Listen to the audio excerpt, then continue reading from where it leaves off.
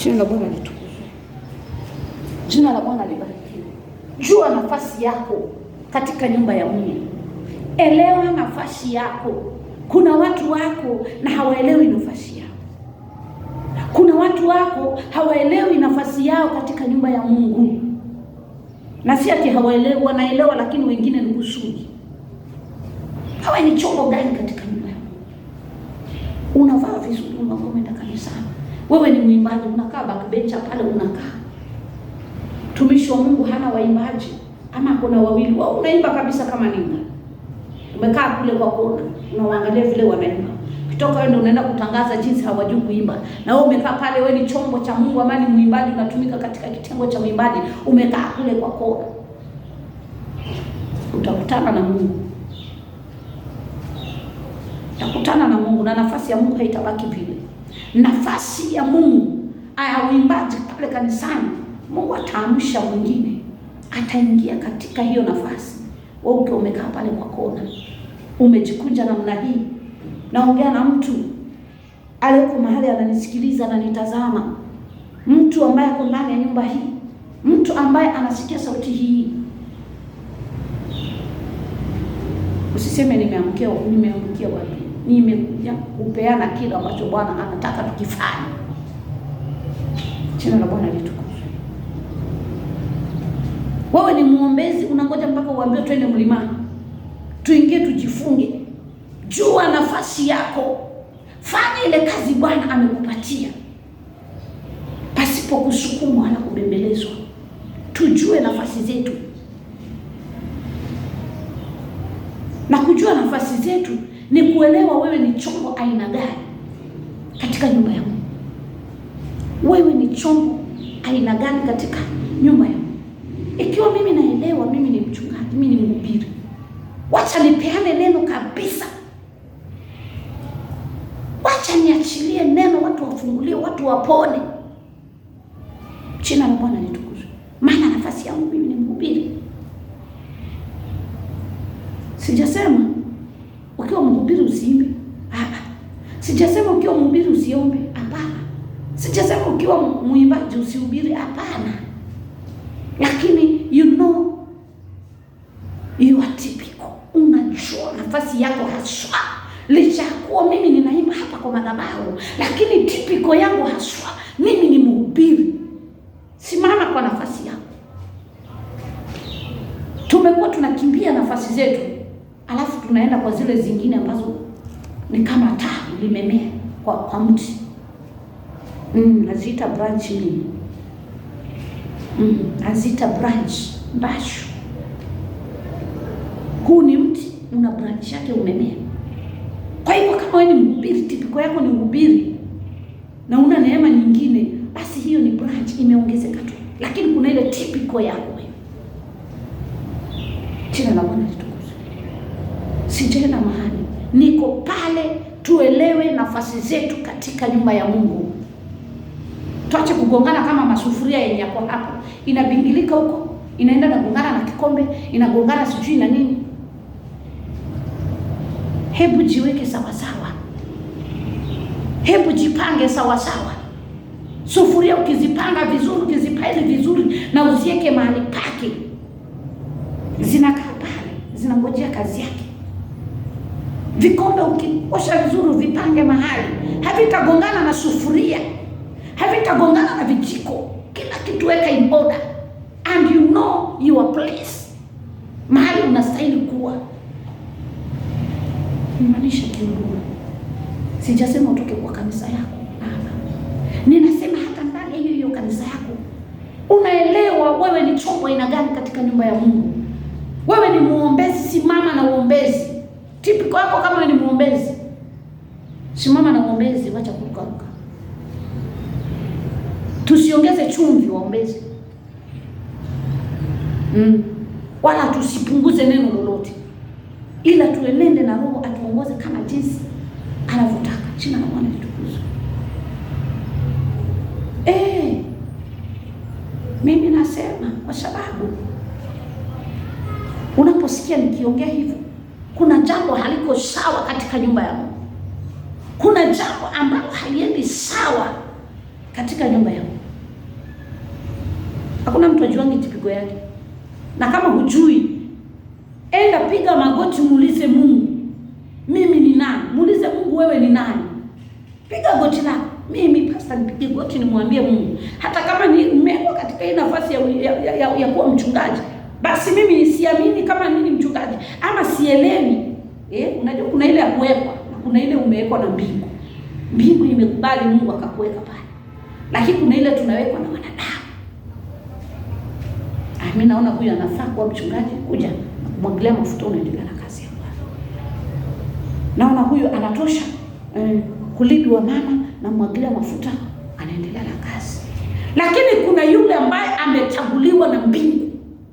Mbingu inapomkubali, Mungu akimkubali, mbingu inamkubali na anaanointiwa, anaendelea. Jina la Bwana litukuzwe. Namaanisha nini nikisema hivyo? Tusimame kwa nafasi zetu. Tuache kurukaruka kama maharagwe inachemka kwenye sufuria jikoni. Ikiwa ni mwimbaji, wake up early in the morning, mapema. Omba kabisa, jitayarishe chapuchapu, kimbia katika nyumba ya Mungu. Ingia mahali pale, jitakase sawa sawa, chukua muda wako wa kutosha, ujitakase kabisa. Naongea na priest, naongea na mtu ambaye ni mwimbaji. Jitakase kabisa. Unafika kabla ya wale wengine. Ujitakase kabisa. Hata kwa nyumba yako unafagianga mahali penye unaishi. Ingia, jitakase na utakase kanisa. Takasa hata madhabahu. Takasa hata wale wenzako na kuja kuimba na wao. Omba kwa utakaso kwa ajili yao. Hata kama watakuja kuomba utakaso, wao wenyewe watakuja kujiombea. Rauka, omba. Sijui kama ninaeleweka hapa. Utakapomaliza kuomba, basi kabla mpande kwa madhabahu, shikaneni mikono, muombe, mkue kitu kimoja. Msikue watu wa kusukumwa, muda umefika. Mwambie Bwana akupatie saa kwa kichwa chako. Ukikaa hivi unajua masaa haya ni masaa ya ibada. Masaa yamefika, ni masaa ya kupanda kwa madhabahu. Si ungoje uambiwe pandeni kwa madhabahu, no. Napomaliza mnajua muda umefika. Kama baba watu ameng'ang'ana, ameruka mapema, tumishi wa Mungu amekuwa pale kwa madhabahu. Nakuta masaa mengi watumishi wa Mungu wanakaa kwa madhabahu peke yao. Asubuhi amerauka, ameingia, anafanya intercessory, ako mwenyewe kwa madhabahu, waimbaji hawako. Hello. Tunawaumiza watumishi. Tunawaumiza hawa watumishi wa Mungu. Tutaenda kuulizwa tunapofika kule. Tunafaa napoomba tuko pale, tunamtia nguvu, tunaomba pamoja naye. Wakati anaomba tunachochea ile maombi yake, tunaabudu nyimbo ambazo zinashusha upako. Tunaabudu, tukiendelea kuomba, tukitakasa, tukipunja, tukibomoa. Wakati ule atamaliza kufanya intercessory, ashuke chini, tunaendelea na maabudu, inakuwa so powerful. Jina la Bwana litukuzwe. Ni nafasi, turudi kwa nafasi zetu. Nimekuwa Asha, wacha nikuje mapema. Hata mimi Asha nafaa kujitakasa, maana utakutana na watu pale kwa mlango. Wengine ni mahead go, wengine ni watu tu wako sawa. Sasa ni hapo utakapokutana na wale mahead go, utatumia nguvu ya mwili ama utatumia, maana sasa hiyo ufungi, uombi uko tu, na unakuja ile saa unataka. Fika kwa wakati unaostahili. Jitakase kabisa unaposimama pale kwa mlango. Neema inakuongoza tu, anakuja kumwasalimia, unakaribisha kwa upendo mpaka ndani, na unaonyesha mahali pa kukaa. Yes. Lakini hiyo utafanya ikiwa umeelewa nafasi yako ni nini katika nyumba ya Bwana. Lakini kama bado hujaelewa nafasi yako katika nyumba ya Mungu, utakuwa unaenda ni kama unasukuma. Wewe na nini? Uone watu hebu panga watu. Hebu fanya hivi. Lakini wakati ule unaamua ninatumikia Mungu, unaendelea kufunga na kuomba, ukimwambia Bwana, naomba unisaidie, Mungu anakusaidia. Unakuja mapema, unaomba, unapanga, kuna kazi.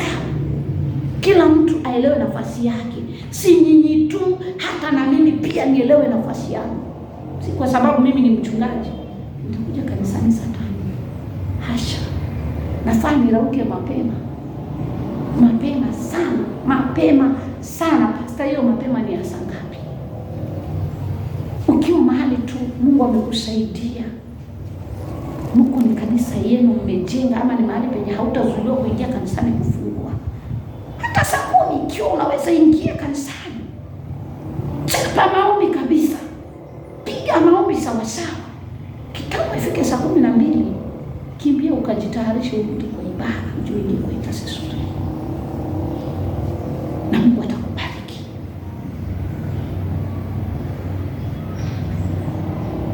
Mimi usiniulize swali, nafasi yako uliopewa na Mungu unajua.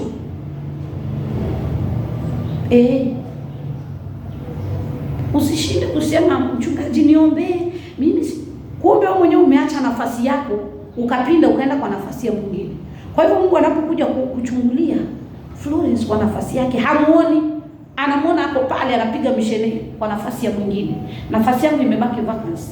Mungu hatachelewa, ataenda achukue mtu mwingine aweke pale. Ndio nitabaki nazunguka kama gojigoi, sijielewi, nachanganyikiwa. Maana leo niko kwa hii, kesho niko kwa ile, kesho nitaona nikana kwamba ninaonewa. Lakini hebu tutengeneze nafasi zetu, tuziweke sawa na tuelewe nafasi zetu, tukae katika nafasi zetu ili tumtumikie Mungu. Tunaposema nafasi zetu, kila mtu unakaa kwa nafasi yako, si kanisani tu, hata kwa nyumba yako. Ukiwa mama, kaa kwenye nafasi yako kama mama. Ukiwa kama baba, kaa kwa nafasi yako kama baba. Usiache mambo yanaharibika kwa sababu umetoka kwa nafasi yako, umeachia wale wengine. Ndio hivyo mpaka kanisani. Usione ni mwimbaji kuna haribika, wewe unakodoa macho kodokodo, acha wakuite kimbelembele mwa Juma, sawa, lakini chukua nafasi yako.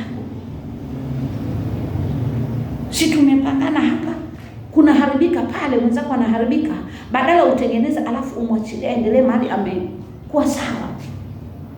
Wewe unaacha kanajifanyanga kanajua kuimba sana, kanajifanyanga kanajua kuomba, wacha kiumane. Na umeangalia, lazima tukue na umoja, tushikamane. Maana mimi nikikupenda sitakubali huduma iharibike. Mimi nikikupenda sitakubali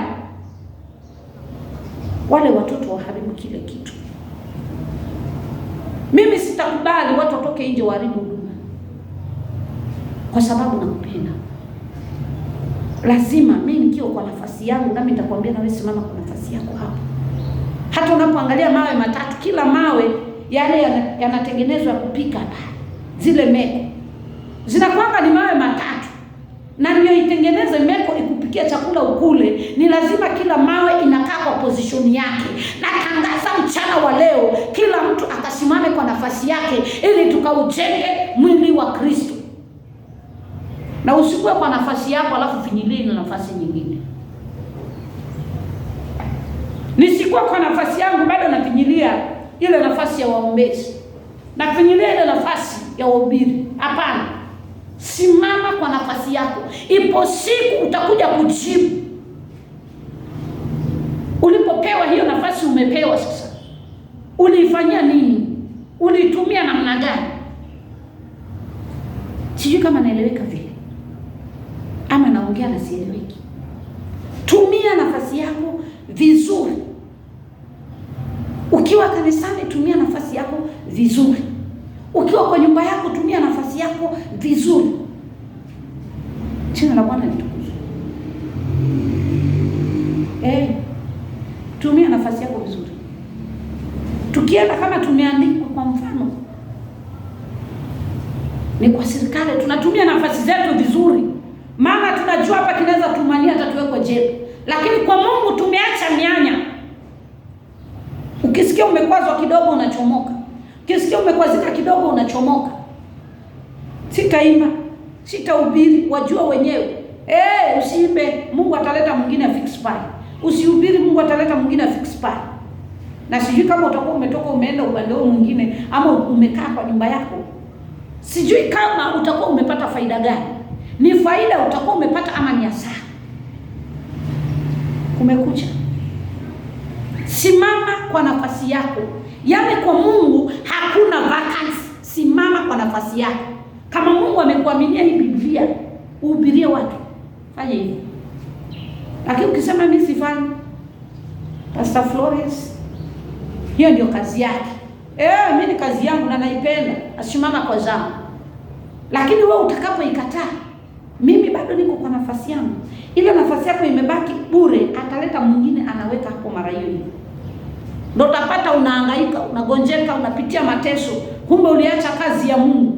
Usiache kazi ya Mungu kwa sababu ya mwanadamu. Usiache kazi ya Mungu kwa sababu umetukana.